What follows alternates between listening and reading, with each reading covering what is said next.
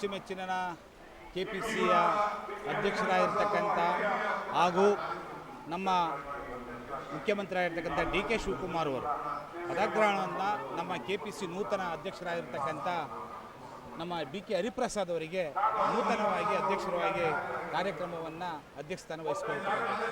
ನಮ್ಮ AAC ಅಧ್ಯಕ್ಷರಾಗಿರ್ತಕ್ಕಂಥ ಮಲ್ಲಿಕಾರ್ಜುನ ಸಾಹೇಬರು ಇವತ್ತು ಸಂಪೂರ್ಣವಾಗಿ ಸಂಘಟನೆ ಯಾವ ರೀತಿ ಕಟ್ಟಬೇಕು, ಸಂಘಟನೆ ಬಗ್ಗೆ ಮಾಹಿತಿಗಳನ್ನು ತಿಳಿಸಿರ್ತಕ್ಕಂಥದ್ದು ಮತ್ತು ನಮ್ಮ ಮಾಜಿ ಉಪಮುಖ್ಯಮಂತ್ರಿ ಆಗಿರ್ತಕ್ಕಂಥ ಸಿದ್ದರಾಮಯ್ಯ ಆಗಿರ್ಬೋದು, ನಮ್ಮ ಹಿಂದೆ ಆಗಿರ್ತಕ್ಕಂಥ DK ಶಿವಕುಮಾರ್ ಜಿ ಅವರು ಮತ್ತು ಮುಖ್ಯಮಂತ್ರಿ ಆಗಿರ್ತಕ್ಕಂಥವರು ಈಗ BK ಹರಿಪ್ರಸಾದ್ ಅವರಿಗೆ ಹಸ್ತಾಂತರ ಮಾಡಿರ್ತಕ್ಕಂಥದ್ದು ಹರಿಪ್ರಸಾದ್ ಅವರಿಗೆ.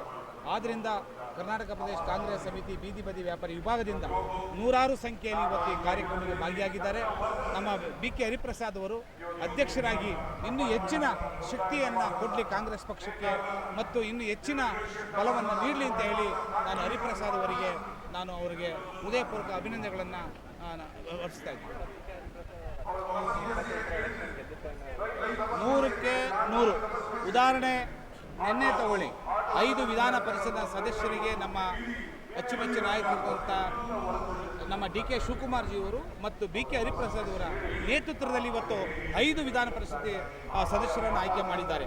ಅದೇ ರೀತಿ ಮುಂದಿನಲ್ಲಿ BBMP ಚುನಾವಣೆ, GBA ಚುನಾವಣೆ ಆಗಿರ್ಬೋದು ಮತ್ತು ಮುಂದಿನ ಕಾರ್ಪೊರೇಷನ್ ಚುನಾವಣೆ ಆಗಿರ್ಬೋದು ಮತ್ತು ಅದೇ ರೀತಿ ಮುಂದಿನ 2028ಕ್ಕೆ ಜೋಡಿ ಎತ್ತುಗಳು ನಮ್ಮ KPC ಅಧ್ಯಕ್ಷರಾಗಿರ್ತಕ್ಕಂಥ DK ಹರಿಪ್ರಸಾದ್ ಅವರು ಮತ್ತು ನಮ್ಮ ಅಚ್ಚುಮೆಚ್ಚಿನ ನಾಯಕರಾಗಿರ್ತಕ್ಕಂಥ ಮಾನ್ಯ ಮುಖ್ಯಮಂತ್ರಿ ಆಗಿರ್ತಕ್ಕಂಥ DK ಶಿವಕುಮಾರ್ ಅವರು 2 ಜೋಡಿಯಲ್ಲಿ ಮುಂದಿನಲ್ಲಿ 28ಕ್ಕೆ ಚುನಾವಣೆಯಲ್ಲಿ ಬರುತ್ತೆ ನಾವು ಹೇಳೋಕ್ಕೆ ಇಷ್ಟಪಡ್ತೀವಿ.